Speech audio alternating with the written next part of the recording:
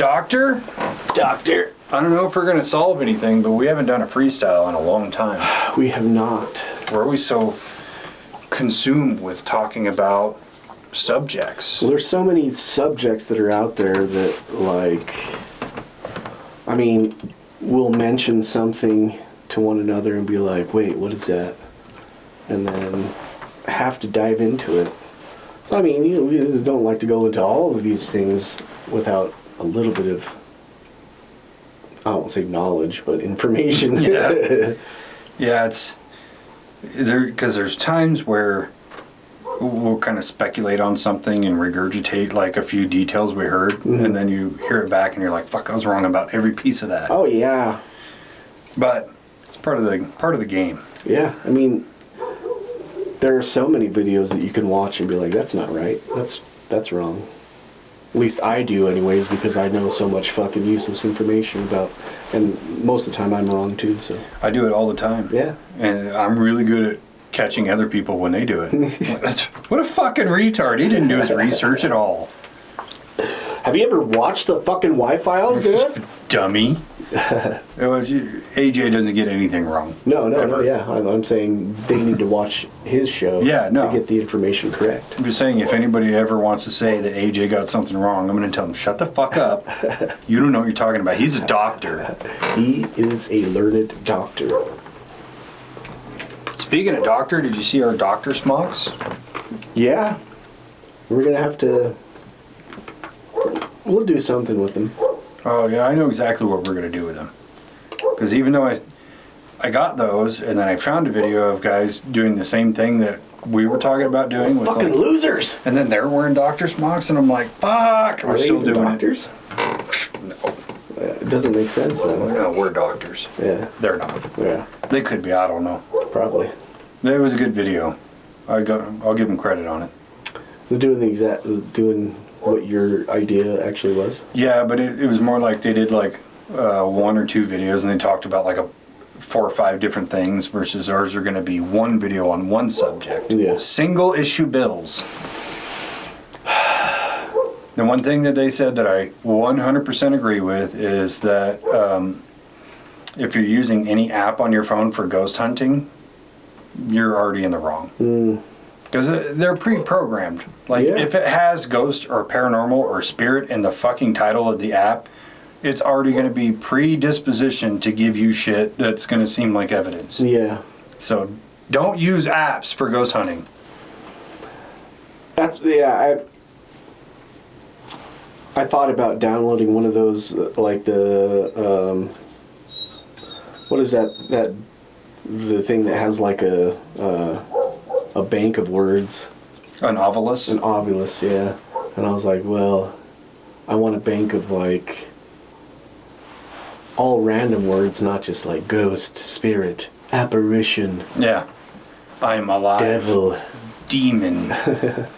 It's a demon! Succubus. It said succubus. Hold on.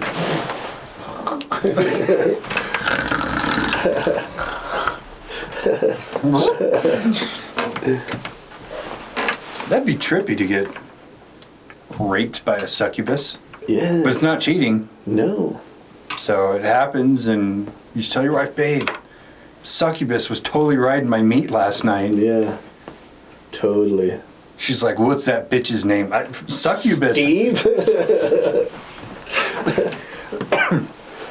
Isn't it a succubus is a female and the incubus is a male? Yeah. Yeah, that's right.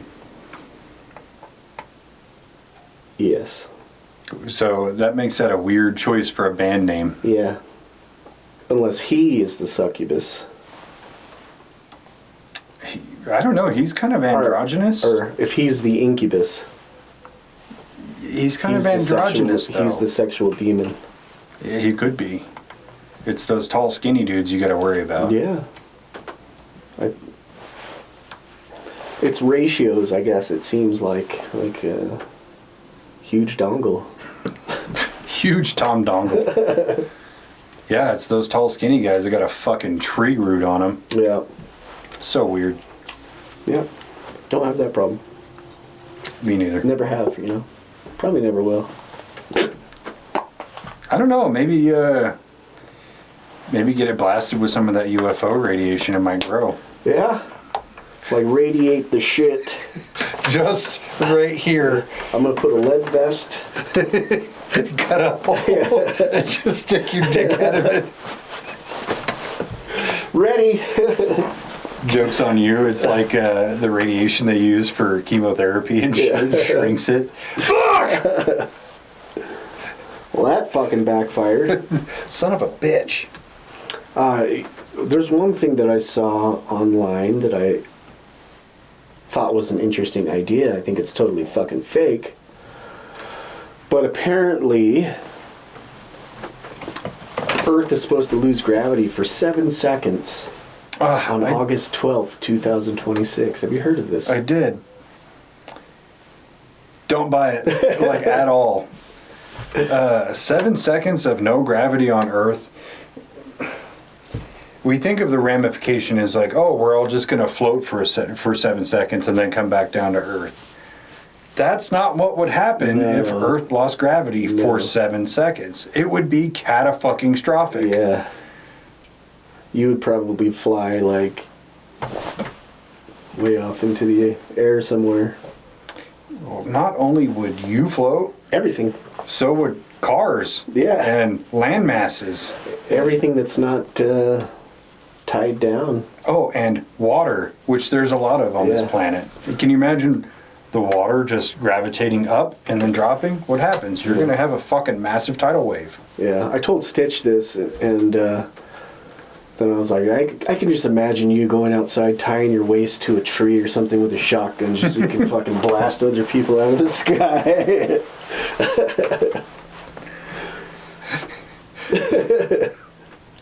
But he's going to... But he's going to especially target people that say the word goy. Has he got curly hair? Fuck that guy. Yeah, I thought it was something interesting. Apparently, 2 black holes are supposed to collide and make a blip in gravity throughout our solar system or something in the radius of our Earth, and it'll just kind of... almost like a ripple of gravity through space.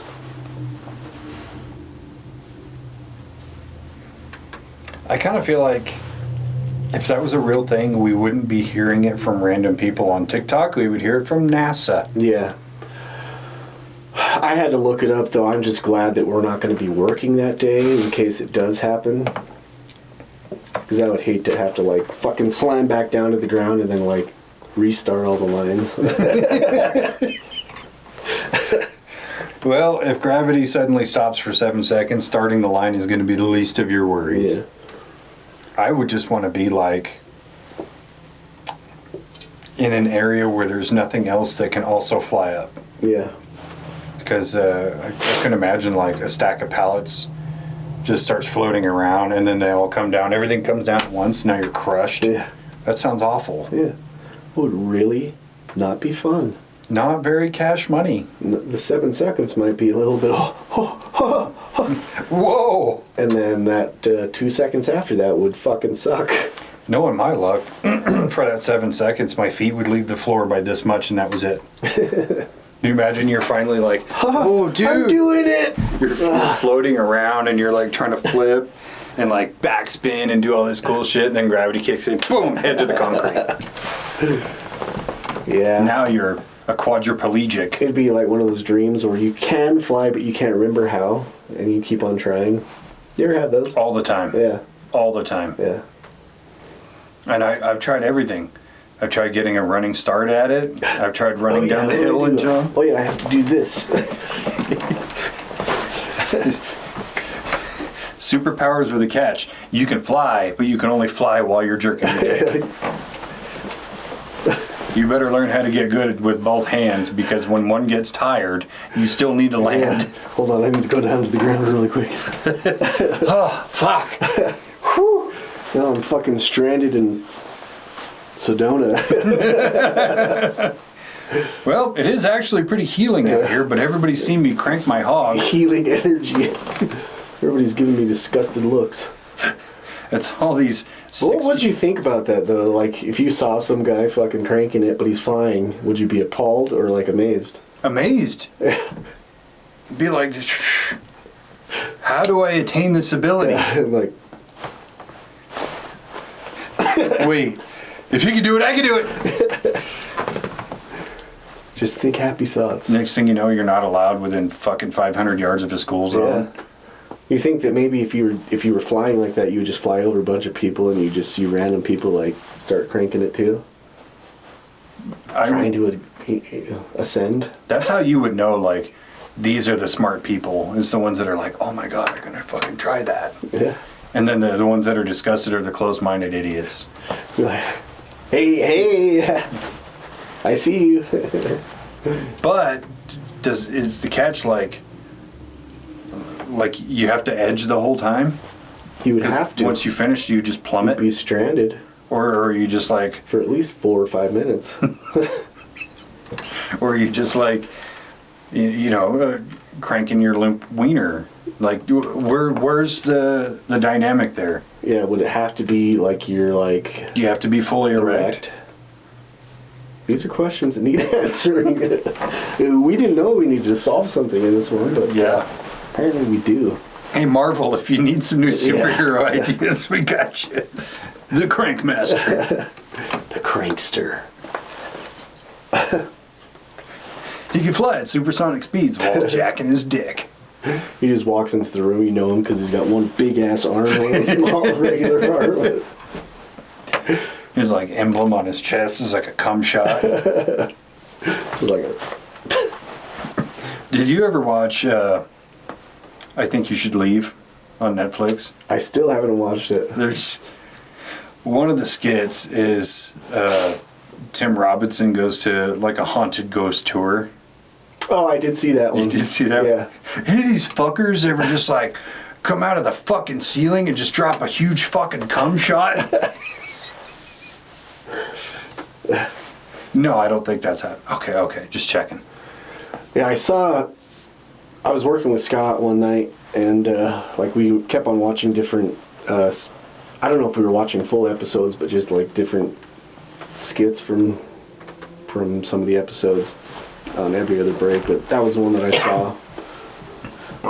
And the one where he keeps on eating the other guy keeps on eating his food at dinner. That's a good one. Or the one where the guy, he created like a vacuum for when you're suffocating because you got food stuck down your throat, a hot dog specifically. Because he was at work and he was like sitting in his desk and he's about to eat this hot dog. And they're like, we have to have a meeting right now. He's like, but you can't skip lunch. So he shoves the hot dog down his sleeve. So he's just like, and then he chokes on the hot dog. Yeah. That's a fucking good one too. That show's actually really funny. I keep on like, every time you talk about it, I was like, oh, I need to watch that. And then I go into fucking nowhere land in my brain. You're like, fuck, I gotta study for fucking Arizona. Yeah, Sedona, remember. Not Bradshaw Ranch, Sedona. Yeah, there's so many. Does he have another show on Netflix? I'm pretty sure he just has the one. I know he's done some movies and stuff. Maybe it's a movie that I keep seeing. Like, I'll see it and like, oh, I should watch that. Oh, that's not it. There's another one on Netflix. I think it might be a movie of his. Yeah, because there's like a movie he did with Paul Rudd where they become like best friends or whatever. I haven't watched it. Paul Rudd would be an interesting guy to be best friends with. He seems quirky. Yeah, he seems like he's one of those people who's like infectiously positive. Yeah. Where it's like if you ever saw him in a bad mood, you wouldn't know what to do. Yeah. And all of the stuff that he does with like Will Ferrell and those guys, like, it seems like a lot of that shit is improv, and I think that he's probably genuinely a funny guy. Yeah. Yeah, I've seen some interviews and clips of interviews with him, and he's always happy-go-lucky. Yeah, insert Mac and me here. So you brought a clip from your new movie. Yeah, go ahead and play it. It's the kid rolling down the hill. Classic movie. Dude, speaking of Will Ferrell, I have a confession to make. I don't think Will Ferrell's that funny. I think he's very over the top and can be, like, annoying in a lot of his roles. Like, I will 100% give him the other guys in Step Brothers. Basically, everything else he's in is not funny at all. I thought he was fucking hilarious in Land of the Lost. It gets overshadowed because Danny McBride's in that, and I can't fucking stand Danny McBride. Really? In This Is the End, he's funny because he's playing that archetype. Yeah. And it's kind of like meta. But everything else he's in, he's just fucking annoying. Yeah. Even in Tropic Thunder. Have you ever seen... How do you be like the least funny person in fucking Tropic Thunder? Have you ever seen The Fistfoot Way? I don't think so. It's worth watching. He's very annoying in that movie, but he's supposed to be. And that's like a typical Danny McBride character, I guess. But he's like a karate instructor. I know what you're talking about, but I haven't seen it. Yeah. You know, and it's I question, like, am I just being fucking hateful? And it's really not. What it comes down to is that these guys have these shticks that somebody else has already done better before them. And that's the real problem I have with them. I don't have a problem with Will Ferrell or Danny McBride. It's just that, like, those roles have been played better by somebody else before. Yeah. So, like, Will Ferrell, the predecessor is Adam Sandler. But Adam Sandler did it in more of, like, a fun, goofy way. It wasn't just this completely over-the-top all the time, like, constantly yelling kind of thing. Yeah, I think that comedy is like something's funny until you get over past the funny, and then it takes a while, and then all of a sudden it becomes funny again. Like, you take it further and further and further, and then it gets funny again because you know that it's like, this is so over the top that it's supposed to be over the top. Now it's funny. It's weird. Like, I feel the same way. There's a lot of his movies that are just like dumb. Yeah, because I remember watching Blades of Glory with Scott and Yeg, and they're laughing the whole time. I don't think I laughed at all. Like, this movie is just retarded. I get why it's funny to people, it's just not funny to me. Yeah. Or even Talladega Nights, where it's like, it's quotable, I'll give you that, but I didn't really laugh. I was like, this is just another Will Ferrell movie. Yeah. Definitely wasn't a Step Brothers, which was like fucking hilarious. John C. Reilly, though, is... I think he's hilarious. Yeah. And he's actually a really good actor when he has the right role. The problem with John C. Reilly not getting the right roles is he's not a good-looking dude. Yeah. You know? Not to say he's ugly, he's just not like an Adonis. He's not fucking Brad Pitt, you know? He's not leading man material. I think he is. His abilities are there. Oh, yeah. He just doesn't look the part is the problem. Yeah. But John C. Reilly is fucking great in everything. Yeah. Even that stupid Dewey Cox movie. Walk Hard. Yeah. Did you ever see him in the fucking King Kong movie? Yeah. Yeah, he was great in that. Skull Island. Yeah. Yeah. Even roles like, what is it? The Vampire's Assistant. Boogie Nights. Chicago, maybe, I think. He plays the sad clown. Oh, yeah. I know what you're talking about. Yeah. Yeah. Great role. He's tremendous. Yeah. So, give that guy more movies. Give him more movies. Let him be the fucking star. Give his character Steve Brule a whole fucking... Shut it off, I'm dry! I haven't seen that in forever. That one where he's out eating fucking seafood in the dumpster of the like Red Lobster or whatever. Fucking hilarious. That's good. Yeah, he's one of those he's one of those actors that I feel like never really got the shot they deserved. Yeah. He got it's like he got steady work as like a side character or whatever. Yeah. But in everything that I've seen him in, I've liked his performance or his characters. But he can also balance. He can do the stupid, over-the-top, like Step Brothers type character, or the Steve Brule, and then do something serious, and it works. Yeah. It's kind of the same thing Jim Carrey tried to do for a long time, but people just resented it. Jim Carrey's actually a pretty good dramatic actor. Yeah. Not grade A tier, but he's good. But nobody wanted to buy it. I think that there's probably a point in something like that where you become so famous for doing stuff so outlandishly funny that when you watch him in a dramatic role, like what was that, the Sunshine of My Mind or whatever? Eternal Sunshine of the Spotless Mind. Right. Where you're just kind of waiting for him to do something funny, like make a joke, clown. Yeah. Do the rubber face thing. Yeah. So I think that maybe a lot of people get pigeonholed in doing the same thing over and over again, but that was a great movie. Yeah. The Majestic, Truman Show. Yeah. Even the Number 23. Yeah. Like he's good in all those movies. But yeah, people just wanted to see funny Rubber Man. Yeah. You know? I mean, even Truman Show was like, it seemed like it was a funny show without him being the funny man. He was like doing normal shit, but it seemed funny. Yeah. So. Well, he almost played it like a paranoid schizophrenic. Yeah. And it fucking worked. I wonder if you could change that movie into a thriller just by changing the score. Changing the lighting a little bit Yeah. too, like make it not so bright and sunshiny, and give it like ominous tones of like. Somebody supercut that. Do it. Yeah. Yeah, it's kind of like Arnold, you know, the fucking biggest action star in the world, and he wanted to try his hand at comedy, but nobody wanted to hire him for comedy until Twins came along, and then they put him in Twins. He's fucking hilarious in that movie. Yeah.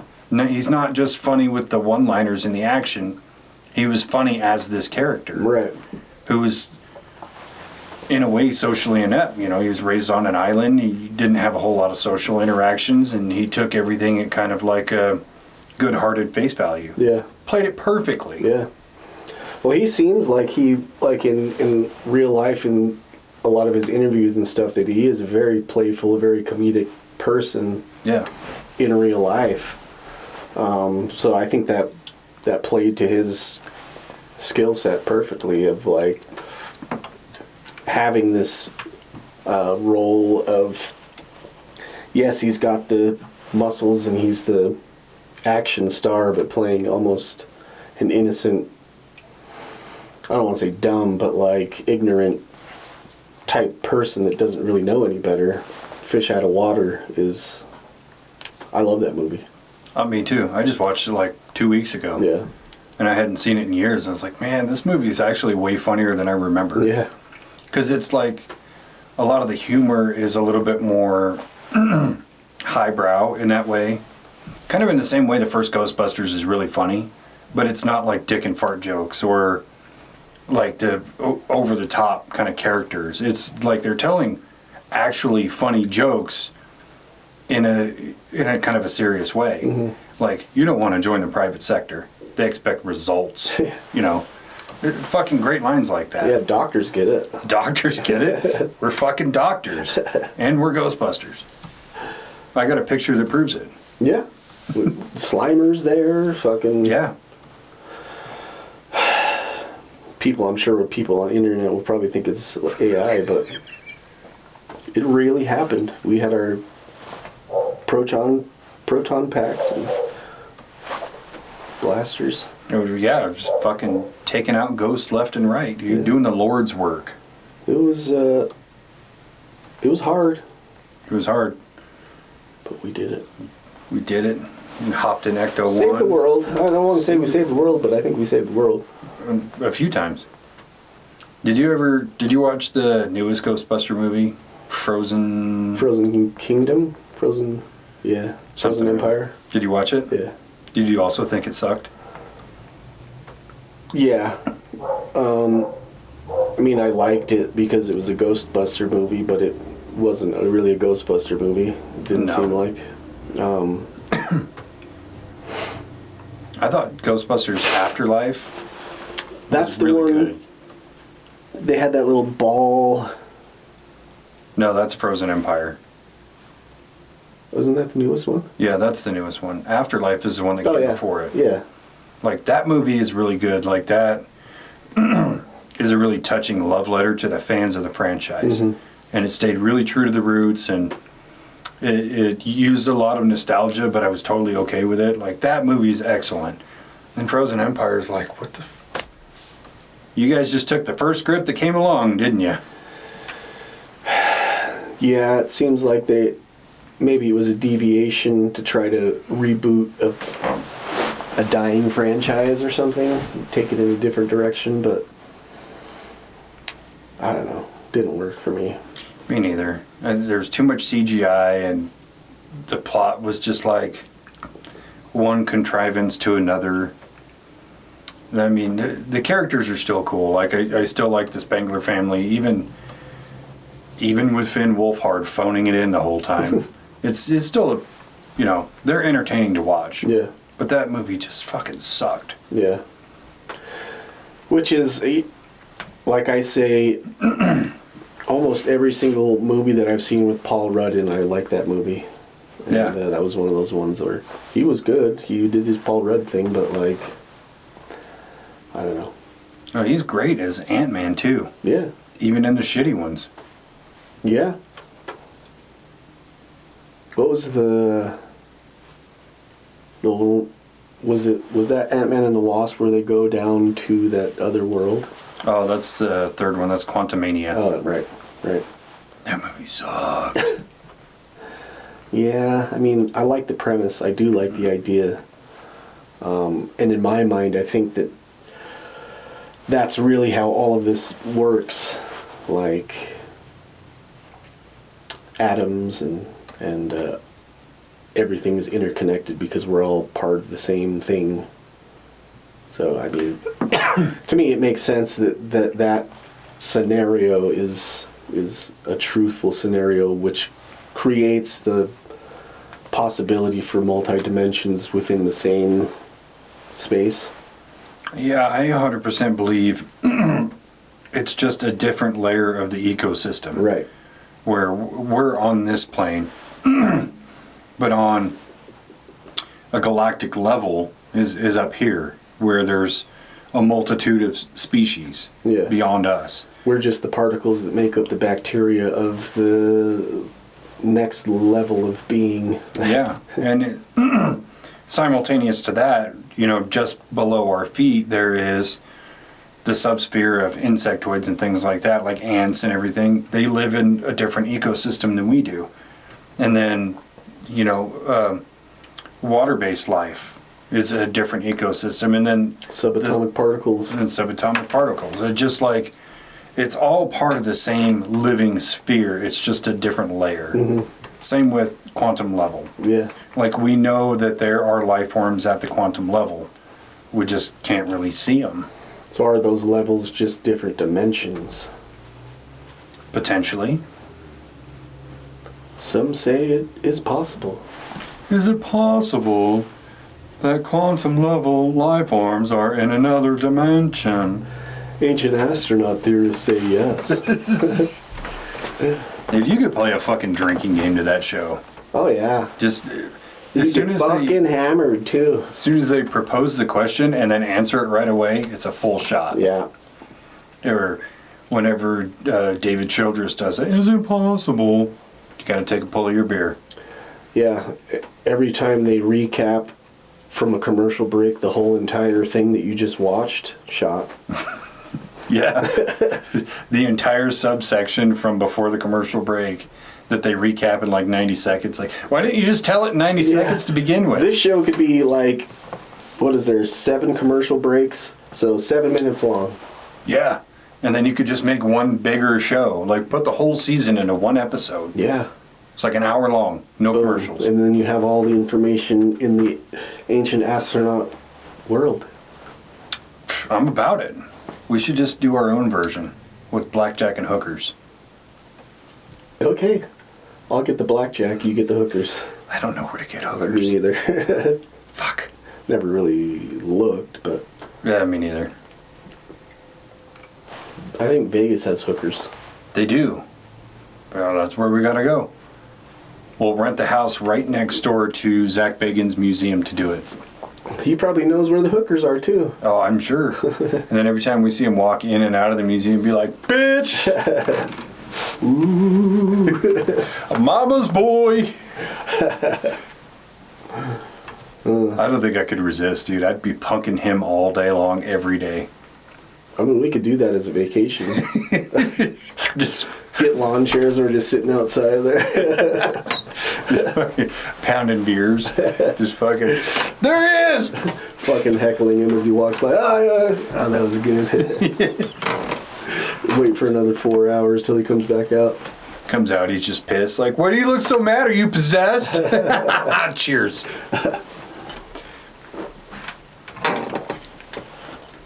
I kicked the camera on that one, so if I see the movement, I'll know what it is. Yeah, that was a straight. I don't know if you've put that up anywhere. I haven't. I have the clip still. I just haven't put it up anywhere. Yeah, on one of the episodes we were doing, there was a slight camera movement, which is weird because we've done how many episodes now? Like 80? I think we're up to 90 or something by now. But in one of the ones we were doing, the camera on you just goes like that. Yeah, it like turns and then turns back. And there's been many times I've seen small movements like a... And every time I'm just like, maybe it's a frame rate issue or something, I have no idea. But that one was so blatant and it was so much longer than all the others, I couldn't ignore it. Because it's... And they're mounted, they're stationary. Yeah. And when I put the shoes on them to clip them into the tripods, like I screw that fucker in tight just because of how many times I've seen that. Well, you would think that if it was something where it was moving, like unwinding on that thing, it would go one way and then stay there. But like for it to go and then go back is very strange. Super strange. I mean, weird shit happens here all the time. Yeah. You told me as soon as I got here that you had something just happen to you. Yeah, that was strange. The bedroom door downstairs, it's pretty much always shut. Nobody lives in that room. But somehow it had opened. One of the dogs went in there, and then the door slammed. But it slammed pretty loud, like somebody really put their guts into it. Now that door will vacuum close because of the way the draft pulls. Mm-hmm. So, but it'll very simple. Like even my bedroom door does that. Yeah. But this was like a angry slam. And the other dog is like freaking the fuck out. And I was upstairs, so I'm almost right above it. So I go down there and I'm like, what the fuck is going on? So I opened the door to my dad's bedroom. There's no dog in there. And I opened the other one that slammed, and there's a dog in there. I'm like, how the fuck did that happen? Or even like a week ago, there's a dog kennel in the dining room. There's a bag of dog treats on there, and it was in my bedroom, just chilling out, and I hear this bag get like smacked, and then I heard it hit the floor. So I go in there, and this fucking bag of treats like got slapped off of the kennel, went a few feet away, and landed on the floor. Interesting. Interesting.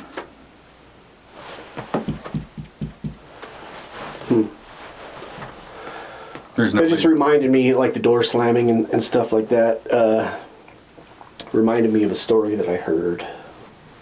And it's a true story. Based on a true story? No, it's 100% true. Okay.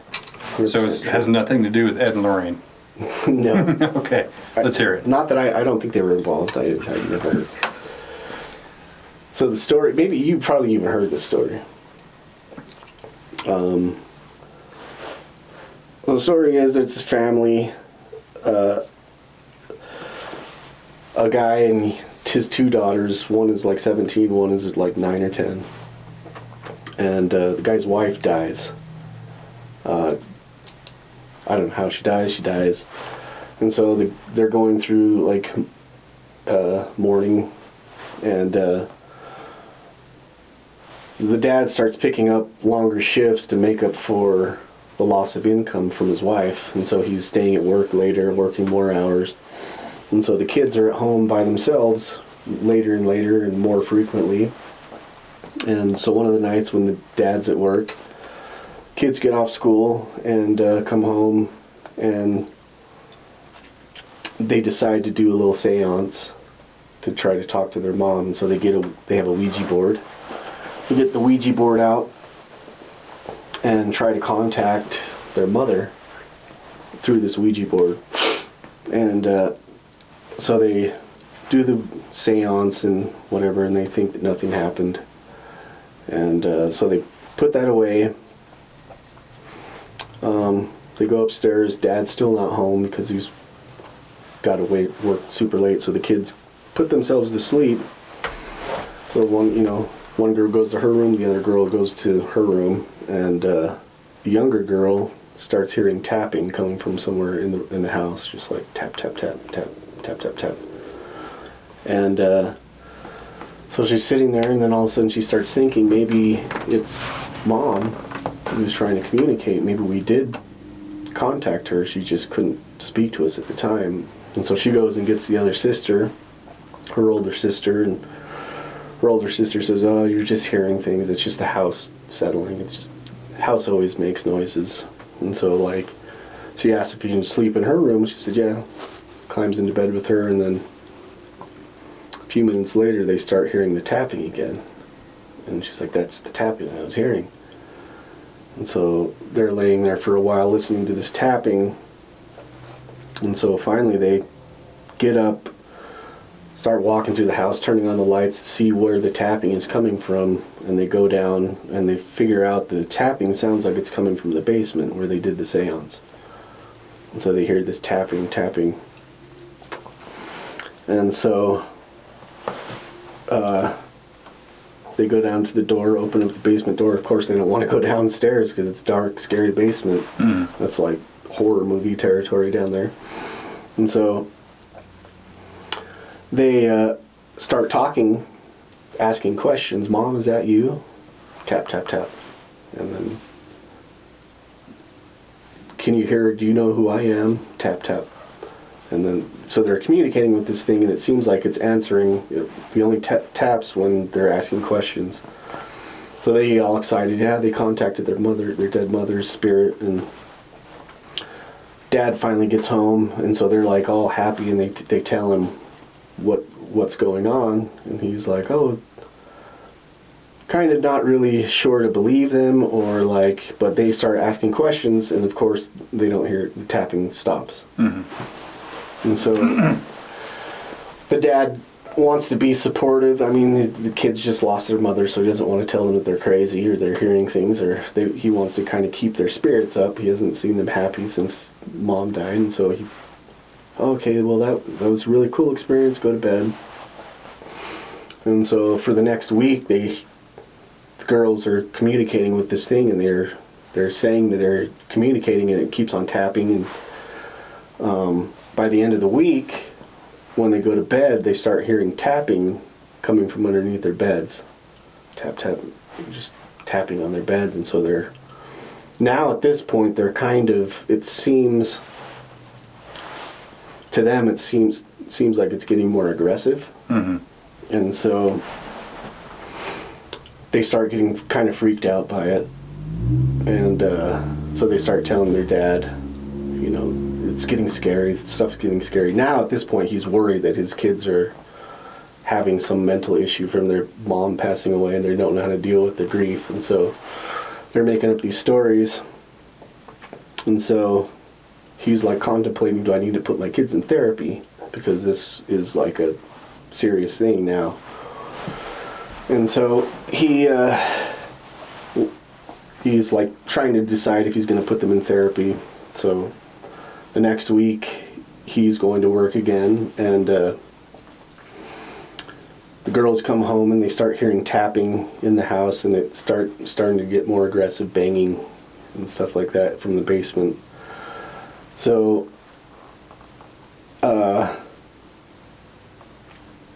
they decide they're going to go down and check out the basement. So they go downstairs into the basement, and they see in the wall, written in what they think is blood, and it says, I'm in your bedroom, come find me," written on the wall.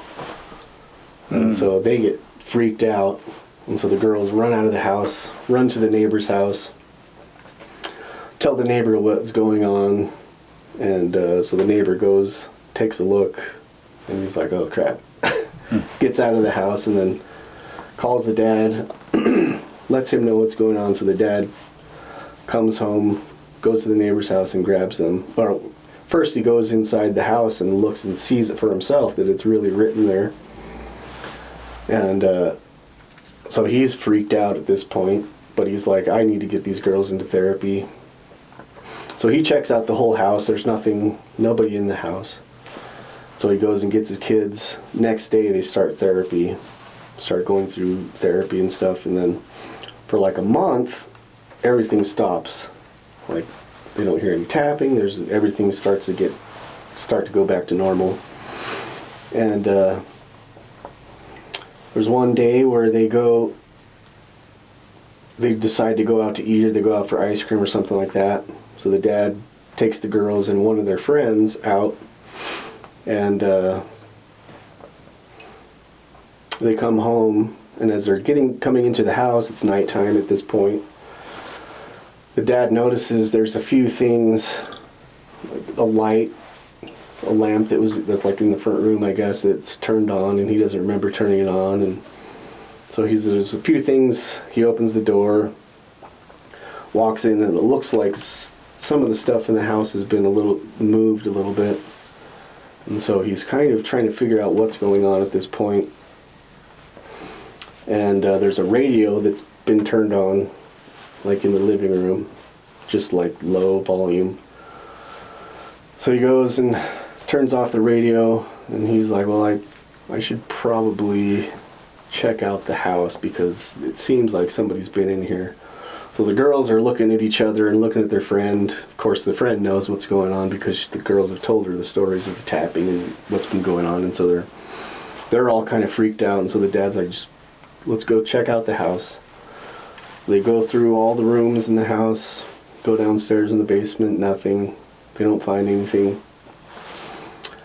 And as he comes back to the door, he realizes there's one room there's an office right on the side of the door.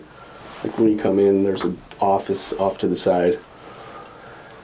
And so he goes in, "I got to check that room. I didn't check that room." So he walks into that room, and then he looks up, and there's written in shaving cream across the top of the window, it says, "Will you marry me?" And so the girls are freaking out. Like, he's like, "What the fuck is going on?" And as he's kind of slowly backing out of the room in terror, and the girls are freaking out, he starts hearing tapping coming from the closet inside the room. And he looks over, and slowly the door opens up, and there's a guy with a hatchet wearing a wedding dress, and his face is painted like a clown. Comes walking out of the closet, and so they slam the door shut, turn around and run.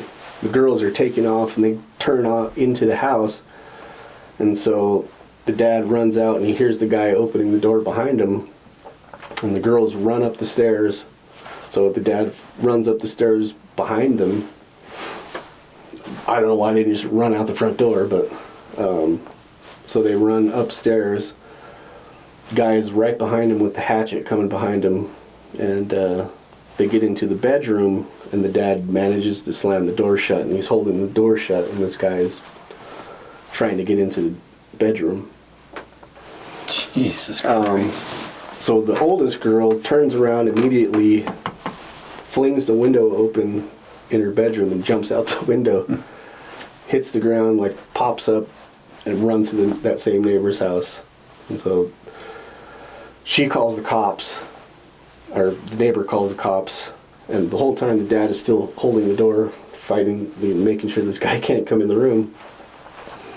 As soon as the sirens, you can hear the sirens, the cops coming, the door, he stops having to fight this guy at the door, and then the cops get there, go inside, they find the dad and the youngest daughter and the friend are still barricaded themselves in the room. So the cops say, wait here, we're going to go search the house. The hatchet is sitting there right in the hallway next to the door. And so the cops go through and search the whole house, and all the other doors are locked from the inside, the back door, whatever, everything is sealed up. Nobody came out the front door because they were watching it. The neighbor was watching for anybody to come out. Nobody came out. So the cops are like, yeah, we can't tell you. There's no signs of anybody in here. Like, we've searched the whole house, top to bottom. And so they're like, we think it's probably a good idea if you take your family and you stay with a relative or stay somewhere else. We'll watch the house to make sure that nobody comes in or nobody goes in or comes out. So for 3 or 4 days, he takes his kids, goes to family member's house. They're living there. After 3 or 4 days, he decides he needs to go back and get like clothes and stuff back to the house. So the dad drives back to the house.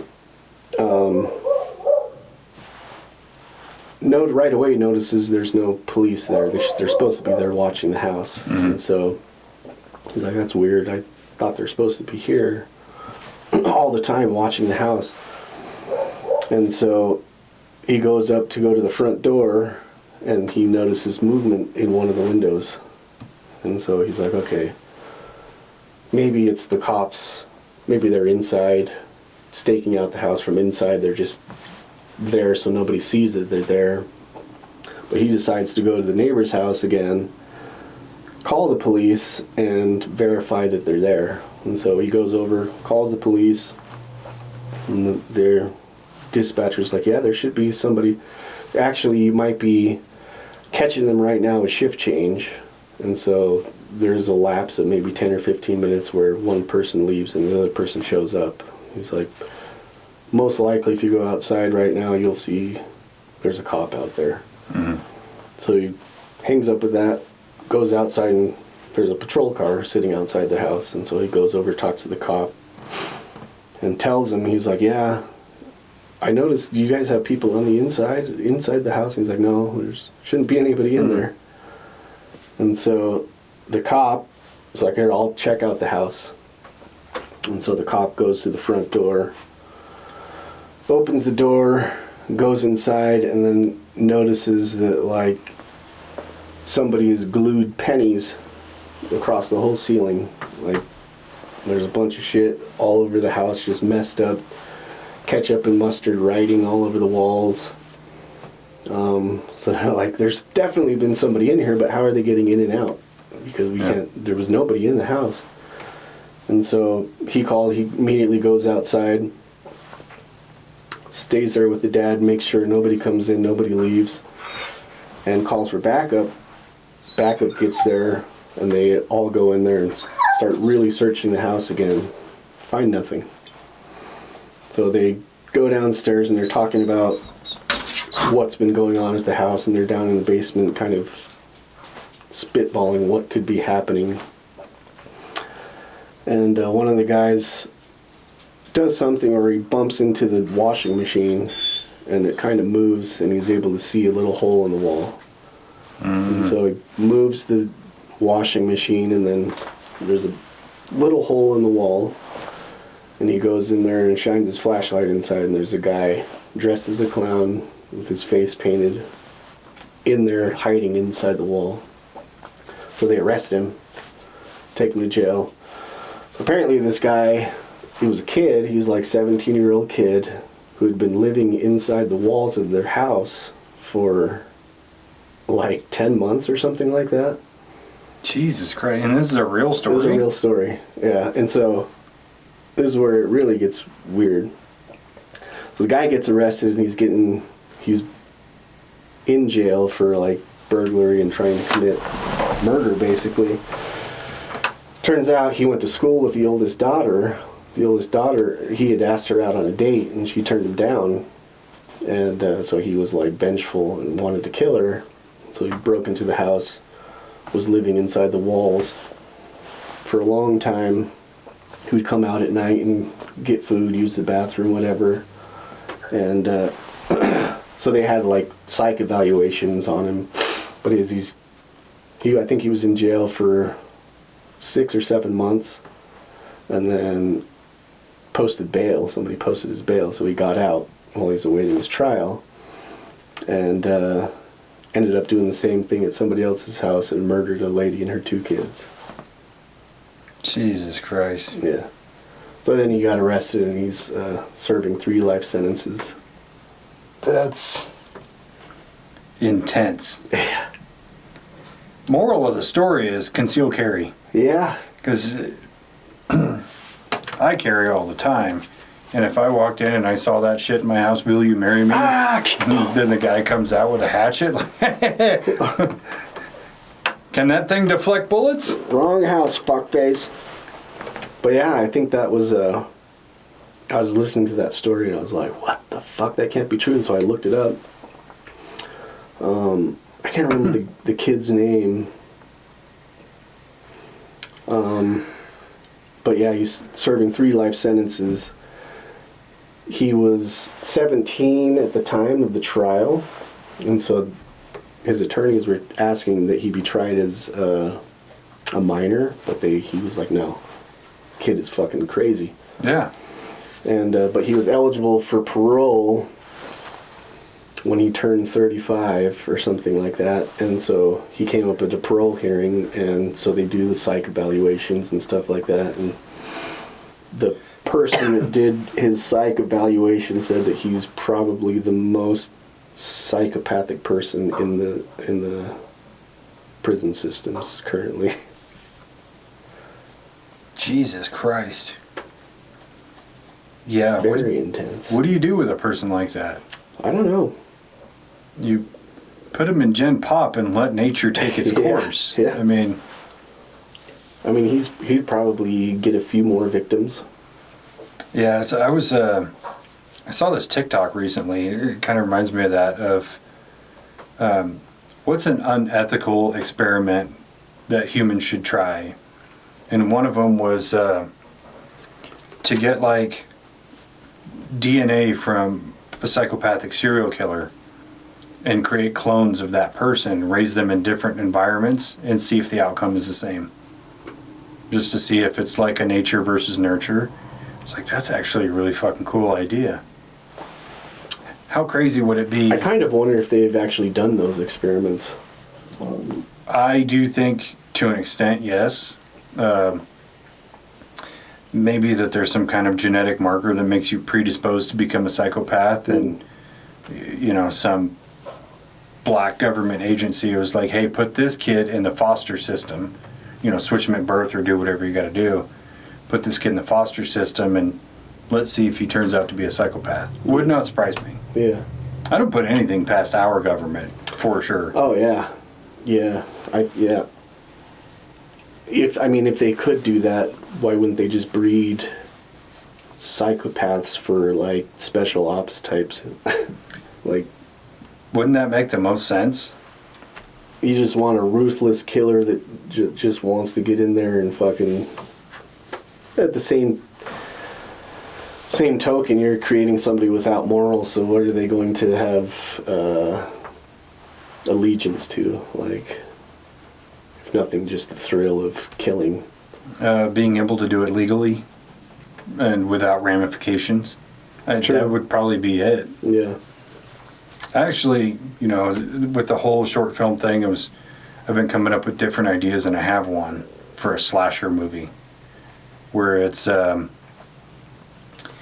kind of this gated community just outside of Washington, D.C. is all of these teenagers are being murdered. And it's like going through the whole motion, making it a scary film or whatever. But at the end, you find out that the killer, they think is like this supernatural thing because they'll catch glimpses of it like survivors will. And they'll say he's just like this horrified, ugly creature looking thing. But you find out it was actually like an ex-operative who was on a mission where he got extremely disfigured. But he wanted revenge on the people who authorized it and pushed it forward and everything. So he's murdering like all these senators and congressmen's children as revenge. Kind of like a fun twist on it. Yeah. On a classic slasher film. Nobody steal that, by the way. It's copyrighted. Copyrighted. Yeah, that story, I was watching Mr. Ballin on the Sean Ryan show. And he was talking about that story that he told in one of his episodes. And I went back and listened to it, and I was just like, the beginning I thought it was like definitely going to be a paranormal story. Yeah, that's where I thought it was going, because it reminded me of a horror movie I watched fairly recently that was like paranormal. Yeah. And yeah. That's why I was knocking on your wall. I was like, see if there's anybody in there. There's enough firearms in this house. If there's a sick fuck hiding in the wall, you're going to catch it. Petrified in there. He's like, oh shit, how do I get the fuck out of here? Maybe I should get the family across the street. They seem way more liberal. He's going to come out and be like, they held me hostage in there for 10 years. I couldn't get out without being shot. It's like, why are you wearing clown makeup? I don't, son related. It's all I have to do in the walls, man. Just life in the walls does strange things to you. Crazy. So, have you seen the recent drama with Sean Ryan? Yeah. So he was talking about, I may have the name wrong. It's like Kanakuk. I think it's a Christian school or something like that. I can't remember. It's some place where kids are.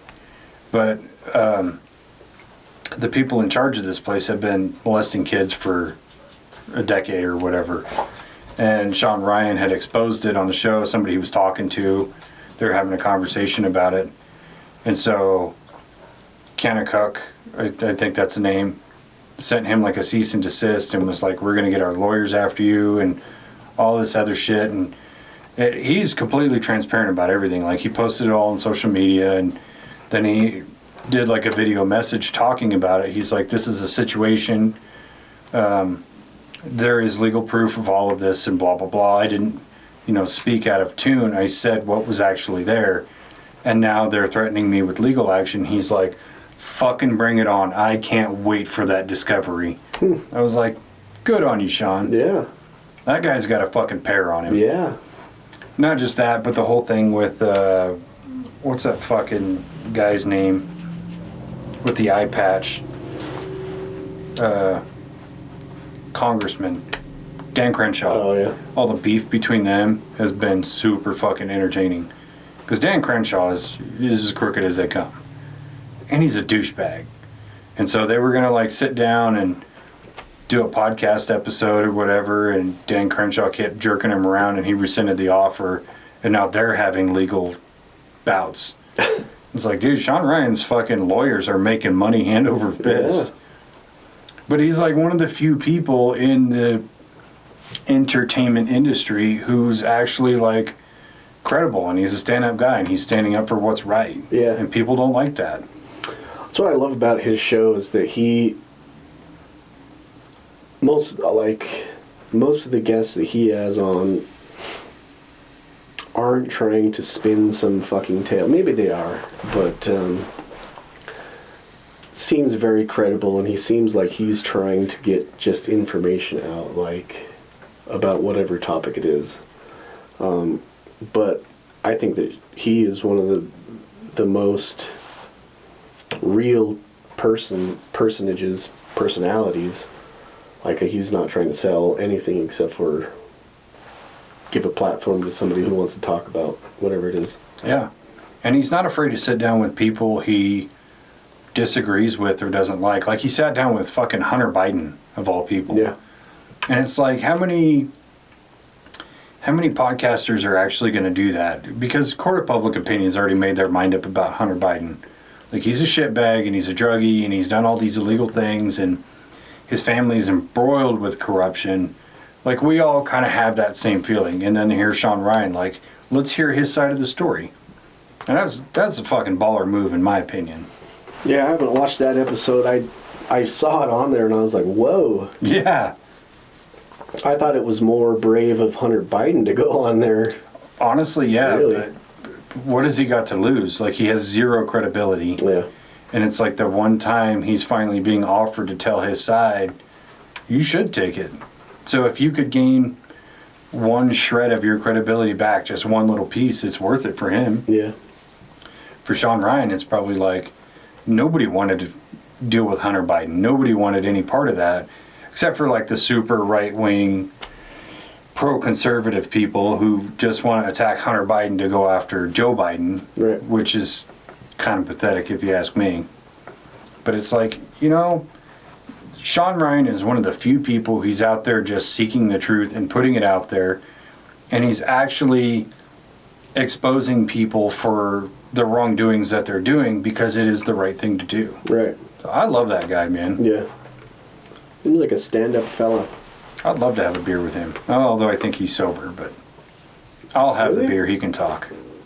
Oh, yeah, because he talks about his time from being a Navy SEAL to being in the CIA and, That's right. you know, drugs and alcohol and all that. And he's always very transparent about that, too. Yeah. And he's done his ibogaine work, Yeah. becoming sober. I would love to try that ibogaine thing.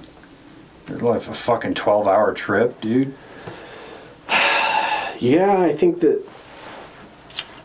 it seems like it might be one of those things that's akin to ayahuasca in it's probably not an entertaining trip, but a very enlightening trip. Oh, yeah. Because I was listening to, I think it was Joe Rogan was talking about it recently, and he's like, it's like a 12-hour ego break. But the results are amazing. It's on your first time doing it, anybody with an addiction has like an 80% success rate of quitting that addiction. Mm-hmm. And on their second visit, it's 90%. So it's like, this is a proven system. This works. But yeah, it's not going to be fun. It's like that ego death you get when in the first part of your mushroom trip and you're just like, this sucks. But when it's done, you're like, I needed that. Yeah. So I would try it. I would try it too. I know that there are like similar to ayahuasca, like ibogaine retreat treatment centers. Mm. Most of them are not in the U.S. because that sort of thing is frowned upon here. Yeah, we don't want real mental health in this country. We want treatment, not recovery. We want to give you pills. Yeah. It's like, I don't want fucking pills. I don't even take Tylenol if I don't have to. Yeah. Like, I gotta have a really bad headache to take an ibuprofen. I don't know. I fucking drank about 1.5 gallons of NyQuil over the weekend. That's different, though. You were sick. Still a little congested, but the worst of it's I've expelled. I have expelled the demons. This house is clear. Clean? Clear. This house is clean. I can't remember. These pipes are clean. That's a deep cut. Fucking dug deep into the annals of film history for that one. That's one of those movies that's so fucking stupid that it's funny. Yeah. That actor, I don't even know his fucking name. Chris. Yeah, it's Chris something. But he is one of those, everything he's in, he does a bang-up job. Yeah. But he does the over-the-top ridiculous perfectly without screaming all the time. Yeah. And I think that's what makes it more funny. Talking about the butler in Scary Movie. Yeah. Handsome. What's his name?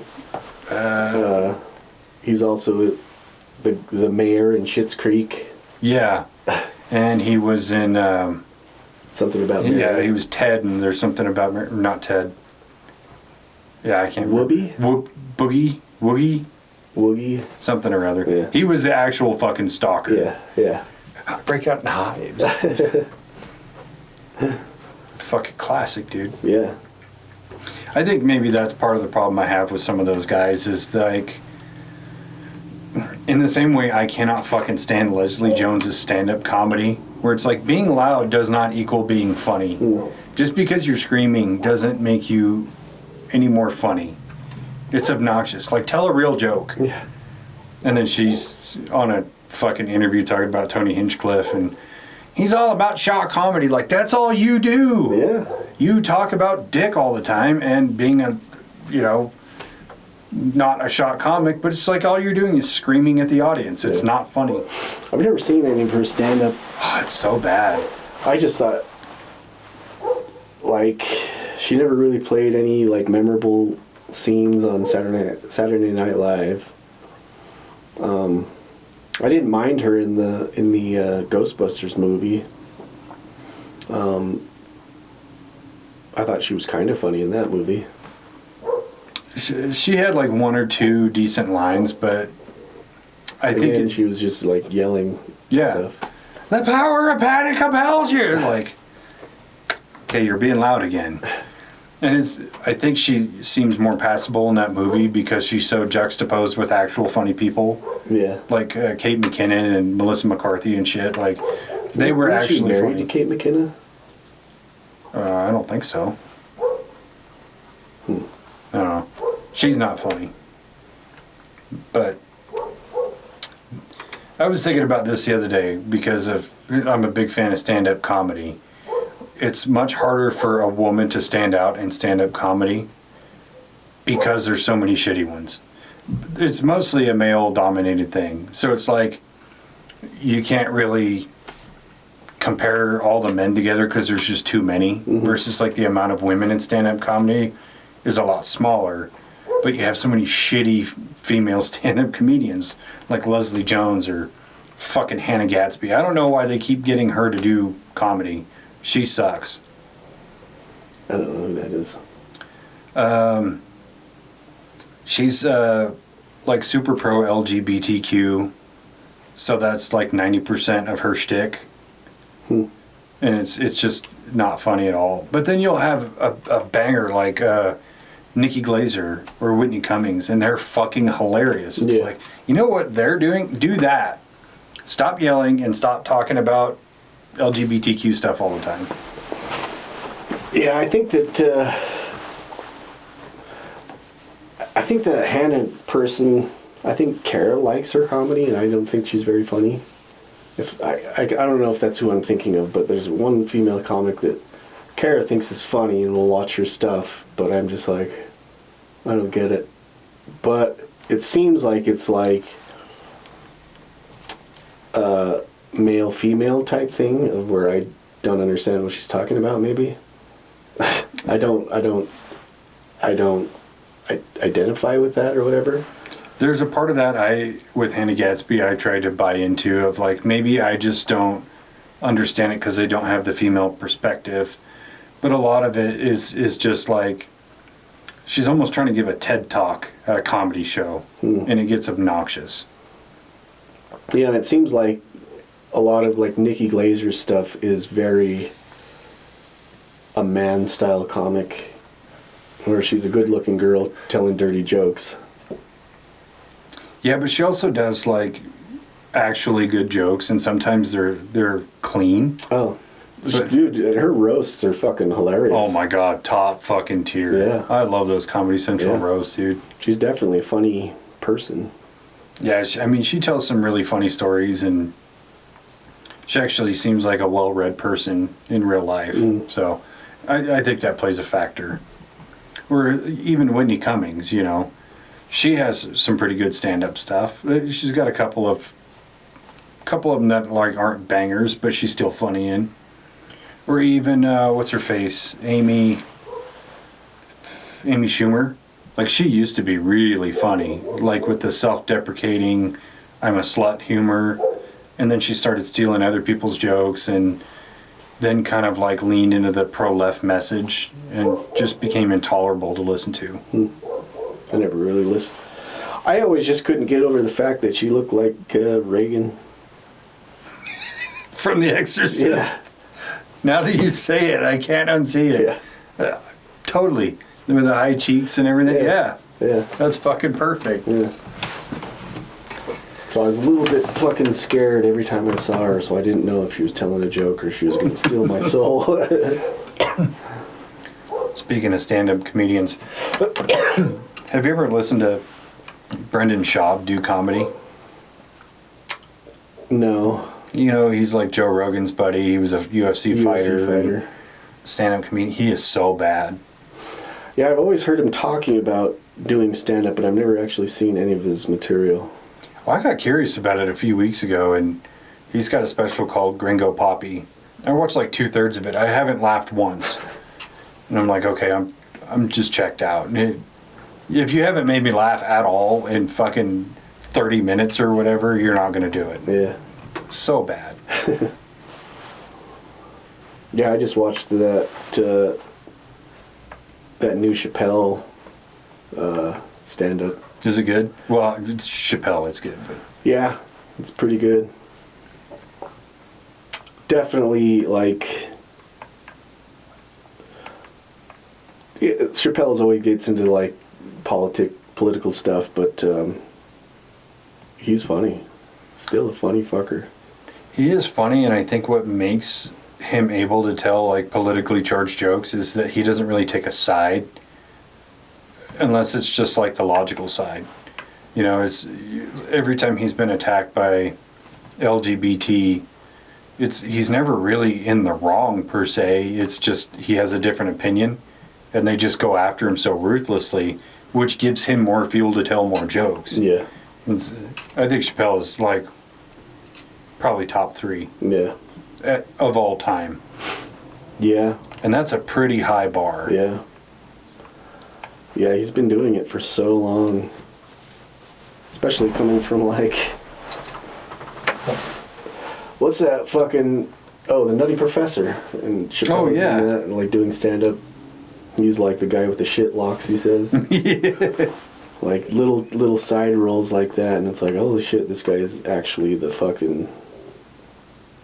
Turns out to be one of the GOATs. Like... Pretty cool. Yeah, he's fucking... I would... probably I'd give him number 1.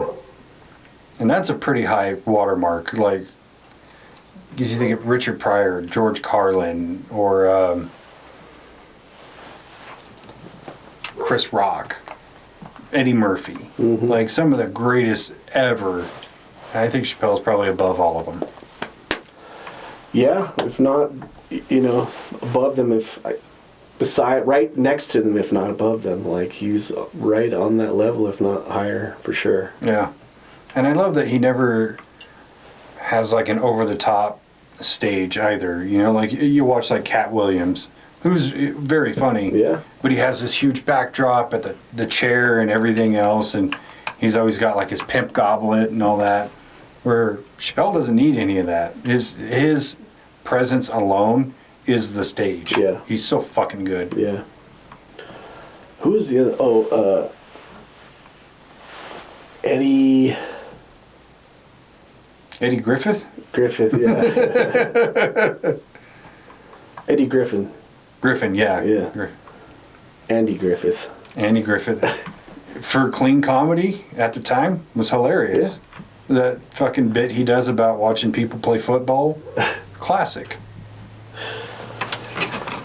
Yeah. Eddie Griffin was fucking funny. Yeah, there's one of his specials I was watching one night, and I was fucking dying. I had to stop it just to fucking catch my breath.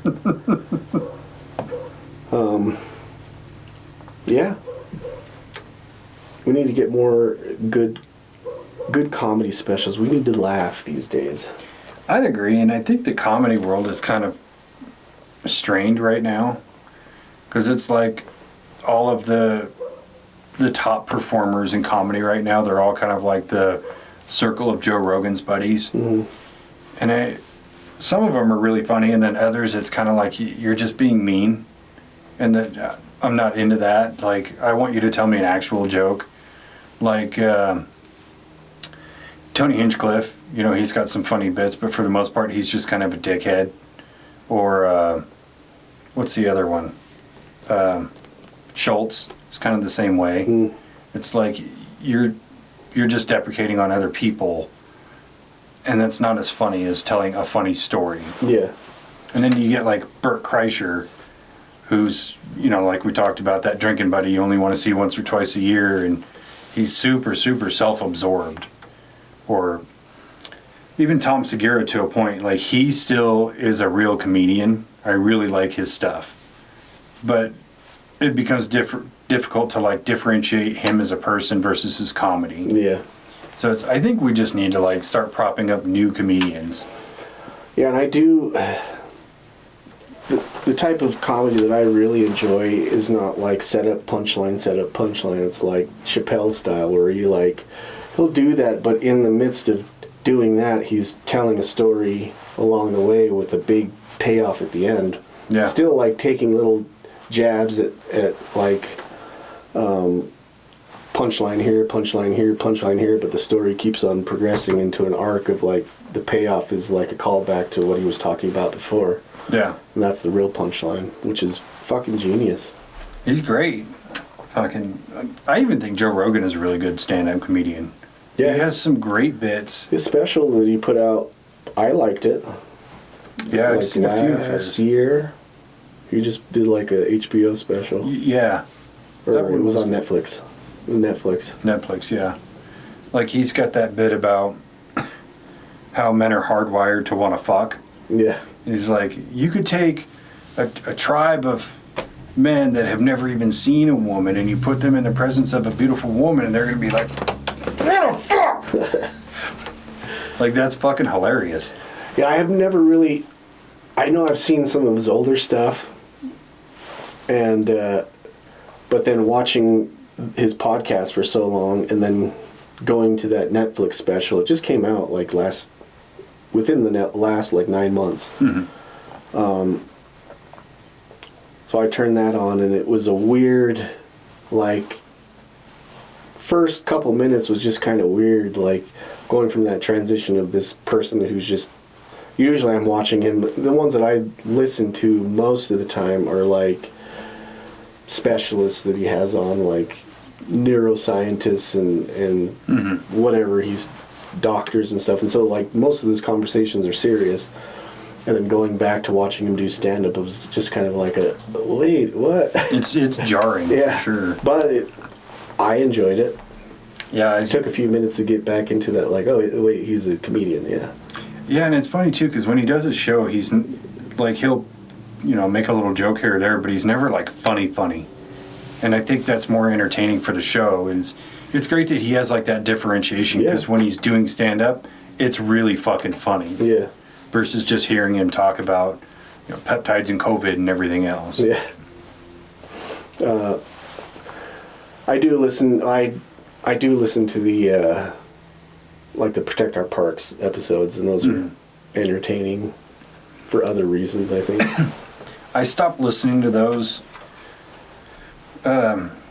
just because of like the guest lineup on that. Like, I don't think Ari Shaffir is that funny, and he comes off as kind of a douche, so it's hard for me to listen to him. And the same thing with Bert Kreischer. Like, Bert Kreischer will never shut the fuck up and let other people talk.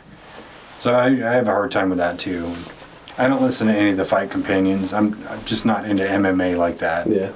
But like the doctors and scientists, for sure. Even the later ones that he's had with a lot of actors have been interesting, because it's cool from the perspective of a viewer to see an actor talk as a normal person and not in like a soundbite way. Right. Where you're actually understanding, oh yeah, that guy's in movies, but he's still just a person. Yeah.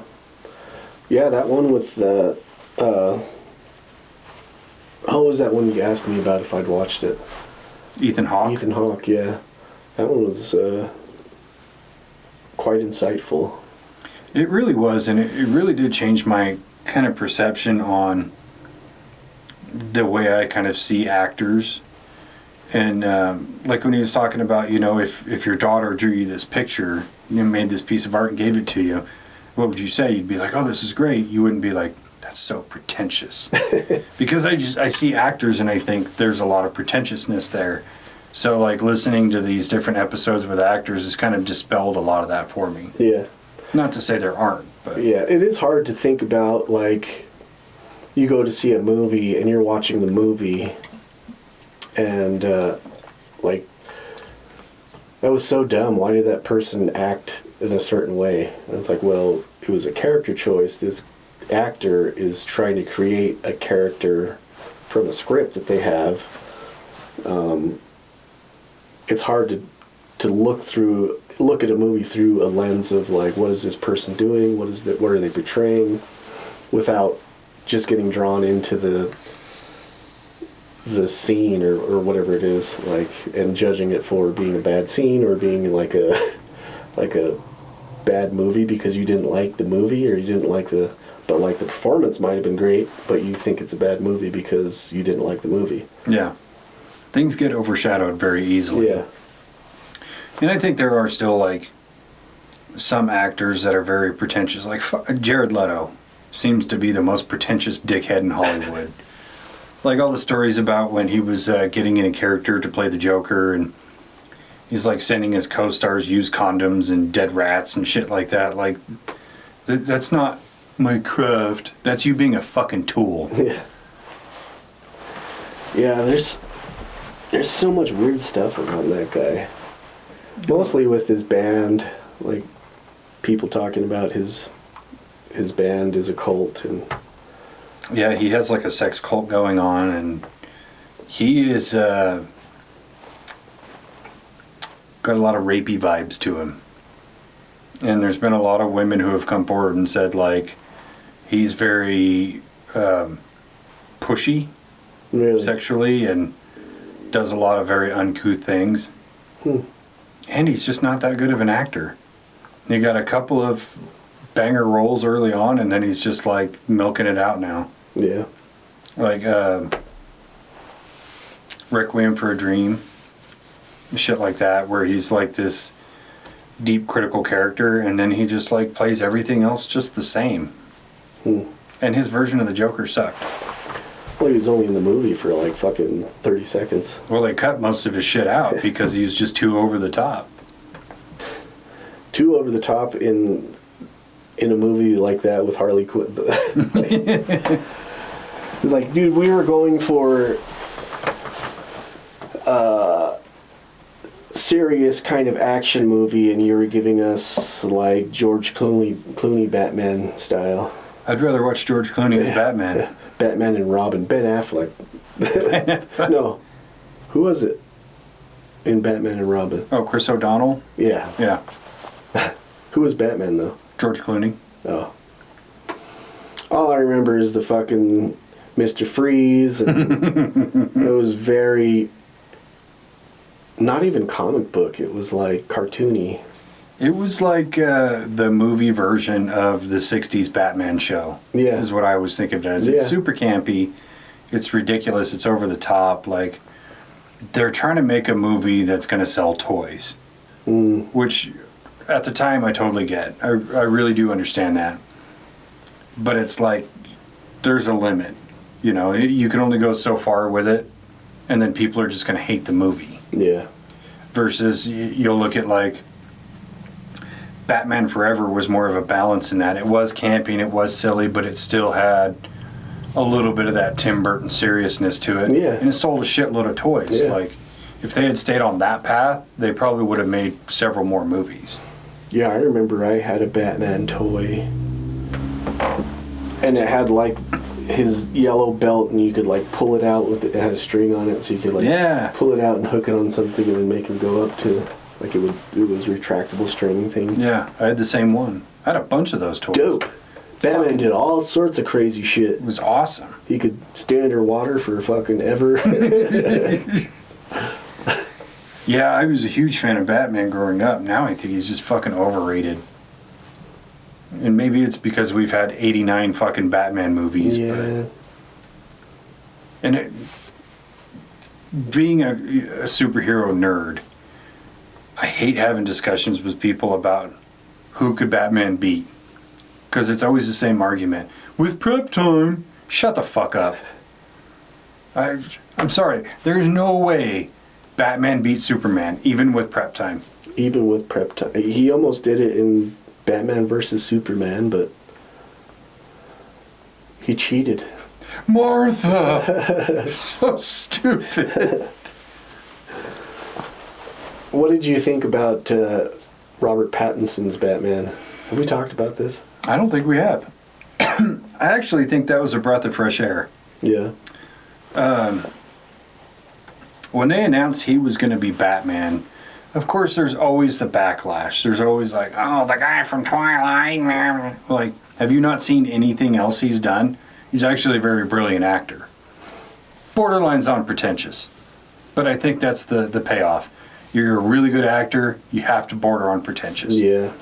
But when I saw the movie is like 40 minutes too long. They could have cut out a fair amount. But I think he does a very cool, interesting version. Yeah. Because I prefer a street-level Batman. I don't want to see Batman saving the world in every movie. It's too much. Yeah. Because it's like the Christopher Nolan Batman, that's my favorite.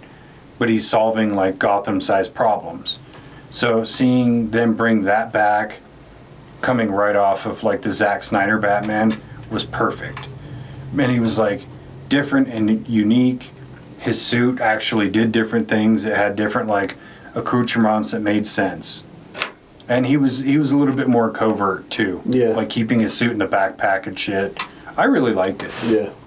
I really liked it too. But I did feel like it was a little bit longer than it needed to be. For sure. Yeah. It was good though. I liked it. It was good. I probably would have liked a little bit more action out of it. But when they did have an action scene, like, it was impactful. Like when he fucks up that first dude in the beginning of the movie and he's got him down on the ground and he's just railing him in the face. You're like, this is an angry Batman. Right. Or the scene where he like gets up to the top of the police department and puts on his windsuit, but when he gets up there he's like, holy shit, that's a long way down. This better fucking work. Yeah, this better fucking work. And then he does it and he fucking gets bounced off a bridge and a bus and shit and he gets up and he's like fucked up. I like that. Yeah. I prefer the realism. Yeah, that movie, although it was long and kind of drawn out, I felt like it felt like it was trying to build the foundation for like a series. Mm-hmm. And then it never really happened yet. Well, maybe. Supposedly the second one is in the works. Like they haven't filmed anything yet, but they're going to make that one. Which I'm glad they did. And I think the one thing I really love the most about that movie is you watch Batman kind of grow through the movie. Because in the beginning he's like this street brawler and then he kind of moves into the detective pattern. And then he kind of moves into the bigger action set pieces and things like that. He's not just like a super badass right off the bat. Right at the beginning, yeah. Yeah, that's why I thought it was kind of building into like showing the origins of where he kind of starts from, and then the next ones would be more action-packed or more involving him doing bigger and better things, or maybe it will happen. Yeah, and his character had to be more clever because he couldn't play like the big bruiser Batman that can fight 30 dudes at once. It was like he had to be creative. Yeah. Very, very cool take. Yeah. Yeah, we'll see if hopefully they do. I mean, because they have a good foundation with that movie. I think so, and I don't know how well it did in the box office. Probably pretty good, I would imagine. I would think. I know my kids were like super psyched to go see it. So what's a movie sequel that you thought should have been made but never did?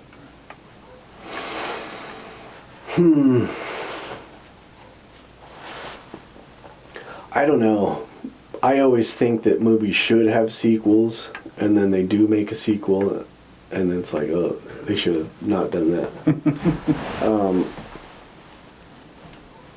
I don't know. It seems like most movies get made and then they're a super success, and so they want to keep that success, that money train going, so they just pop out a sequel. It seems rare that movies these days are actually... Maybe that might be changing with the onset of like Netflix and streaming and shit like that of series, but it's rare, it seems like, that movies are made with the intent of making more, or leaving the story open enough to continue. Yeah. But that's got to be hard. Like, you have to wrap it up. Yeah, it's difficult, I think, in terms of writing a story. Like, you have to treat every movie as a one and done. Yeah. But you have to leave enough space there to tell another good story. And it's pretty rare that it's like a movie ends on a note or a cliffhanger that it's like, we fucking need this sequel. Most of the time it's like, you're sequel baiting. And nobody wants to see that. Yeah. It's like the Matrix and the Pirates movies did the same thing, where they make the first one and it's wildly successful, and then they go into production to make 2 and 3 at the same time, but the story of 2 and 3 seems unrelated to the story of the first one. Mm-hmm. And then those two movies suffer because of it, instead of making one movie at a time, focusing on one story. So it's, to me, if you want to line up a good sequel without cliffhangers and without sequel bait, you have to tie off the first story to begin with. And then the second story can be reactive to the first one. Yeah. Well, I think you also have to write the script or write the story in a way that you're writing the entire story out and then breaking it into sections. Where one section ends, this one picks up. Instead of like writing the movie, and if it does well, we'll figure it out after that. You know? I don't know. I think that the trilogies that have done that successfully, it seems like they were intent on making sequels. Yeah. So I think of one franchise that should have continued, but it didn't, was District 9. Like, that movie deserved a sequel, and here we are, like, 16 years later or something, and we still don't have it. It's upsetting. Yeah. I consider Chappie the sequel.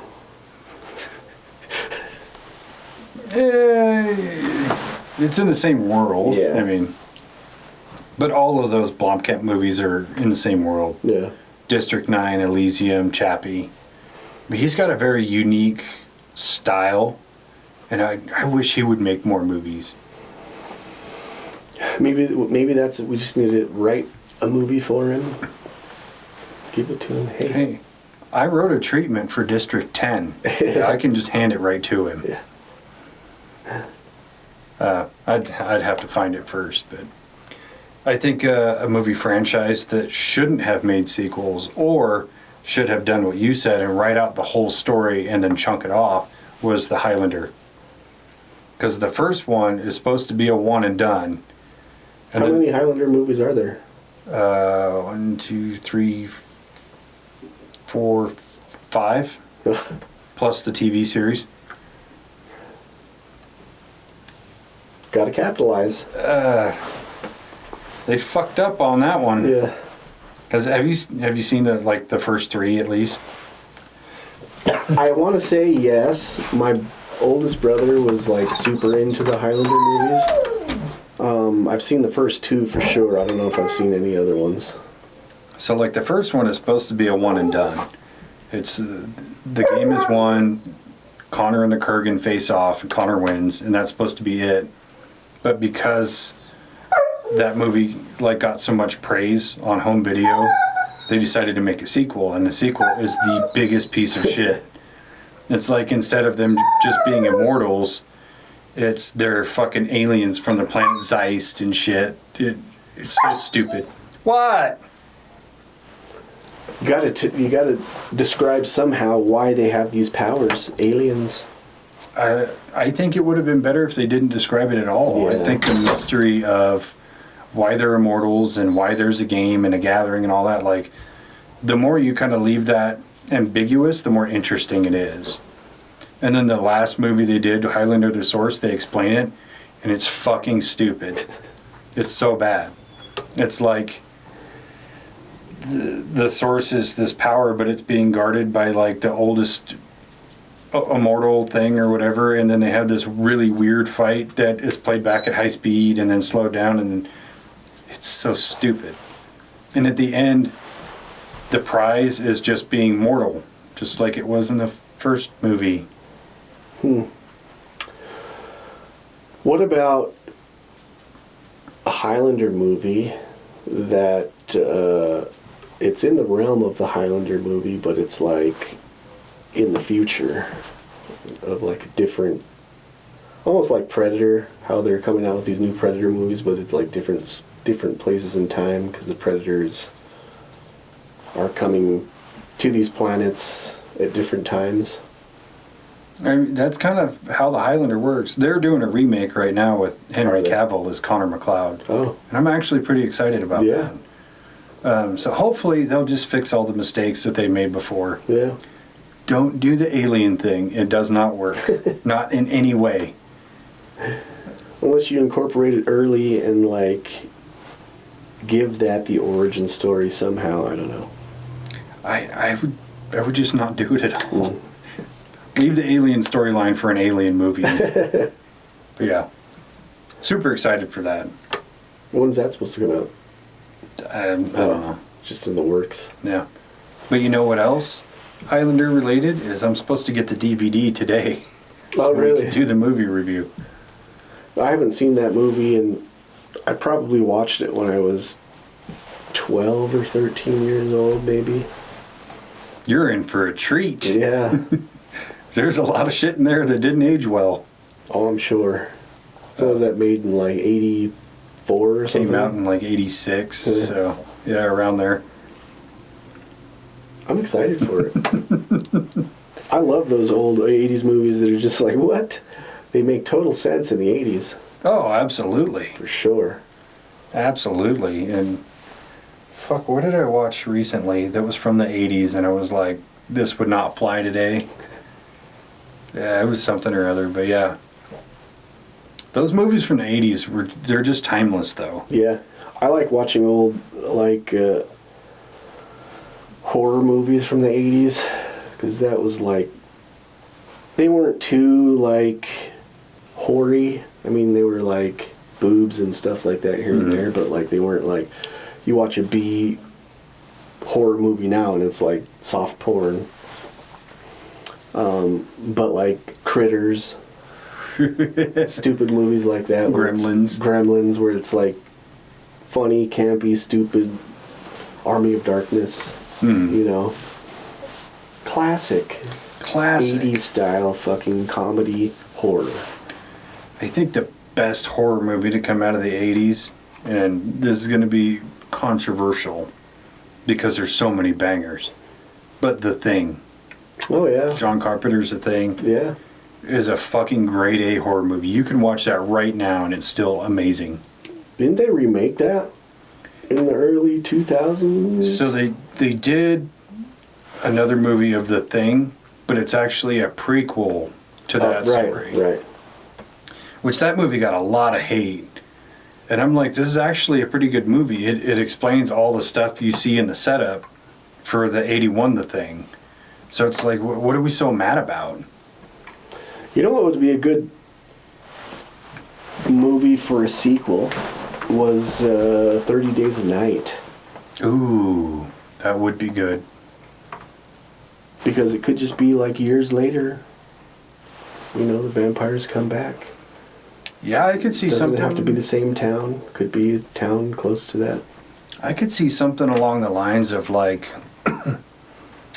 an investigator or something, or maybe even the woman from the movie is trying to track down the vampires and find them so she can kill them or something. Like, follow that story until the vampires come back out and they find another place kind of similar.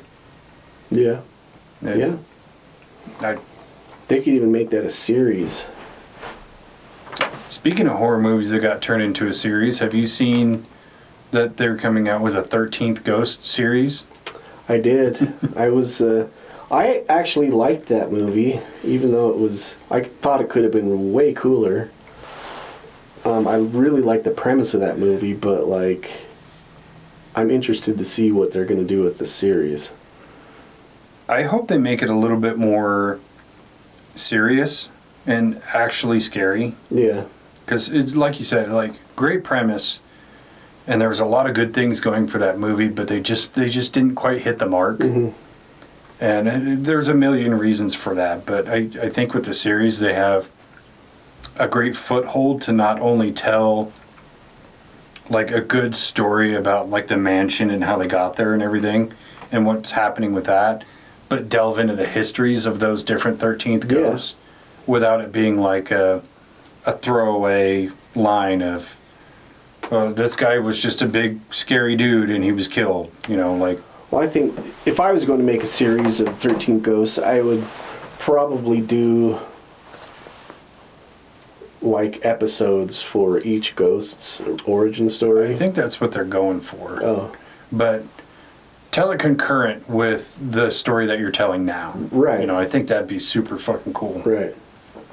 And then maybe an episode dedicated to or maybe it's like a through line through all the different episodes of how the house is being built and why it's being built in certain ways and who's doing it and where they're coming up with these spells and shit like that. Yeah.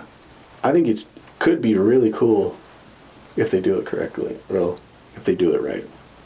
Well, it's Amazon, and I think Amazon has come out with some winner shows. Yeah. So I've got faith. Yeah. It's better than Netflix doing it. I'll put it that way. Yeah. I think definitely has potential. I saw like a advertisement for the series or whatever Stitch showed me, and I was like, dude, that could be really fucking cool. Or it could be really fucking dumb. Yeah, we'll see. I'll watch it both ways, either way. Yeah, I will too. I mean, I'll reserve judgment until I've seen at least 2 or 3 episodes. But you got to get me in that first episode. Yeah. And I've noticed every show that I've tried to watch, if you don't get me by episode 2, you don't got me at all. Yeah. Like, I'm going to catch some hate for saying this, but I could not get into Breaking Bad. Really? I tried watching it a few times, and it's like, people will say, well, you got to get to season 2 or season 3 or whatever. Like, that's like you telling me a joke and then having to explain the joke to me. So I got to slog through 1 or 2 shitty seasons to get to the good stuff? Pass. Yeah. It is really kind of a slow burn in the first season and a half or so. I think it's kind of like I felt the same way about The Office, which is like one of my favorite comedy like series shows, or like Parks and Rec, where like everybody was saying you need to watch the show, it's hilarious, whatever, blah blah blah. And I would start from the first season and just like, it's so boring. I thought this was supposed to be funny.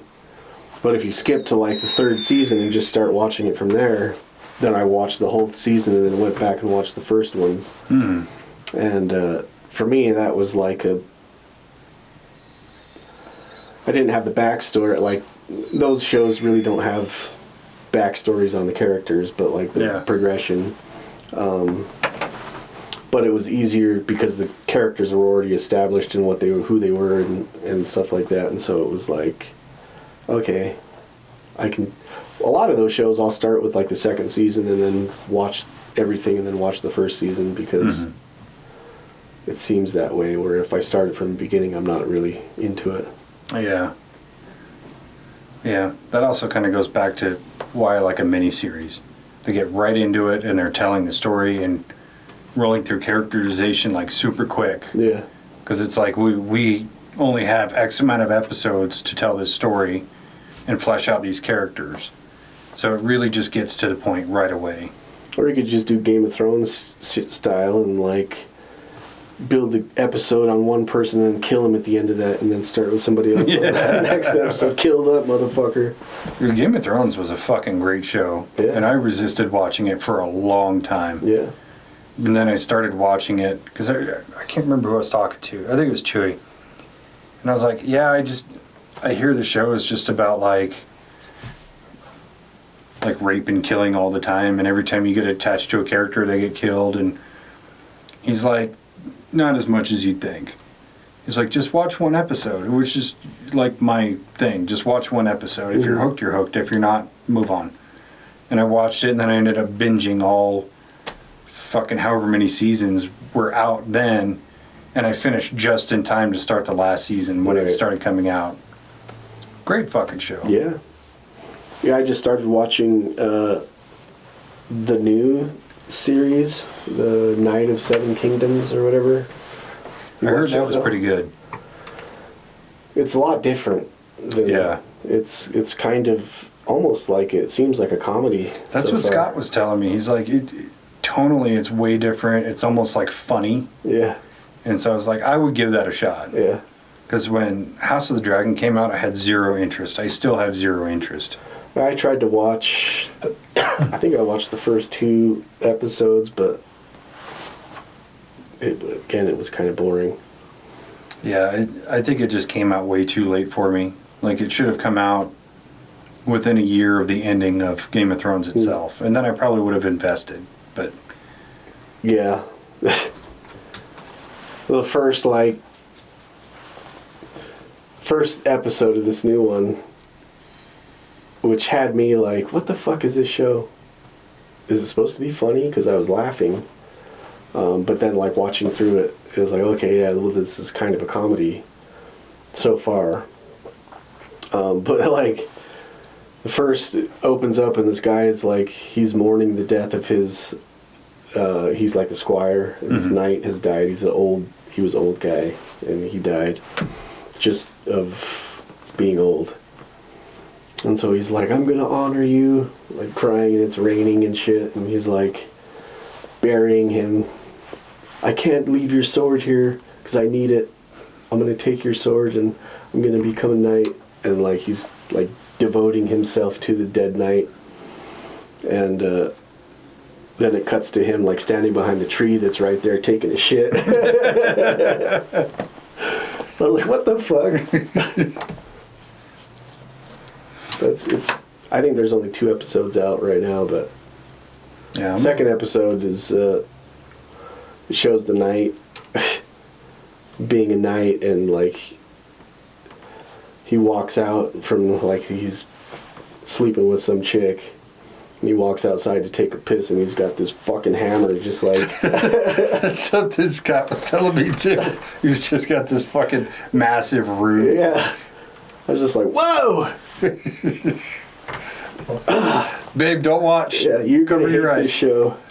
Well, he's like fucking 70 years old, walks out with this fucking hog hanging from his waist. That's fucking funny. Pretty funny. Like, super unexpectedly, it was funny laughing at this guy with the huge wiener.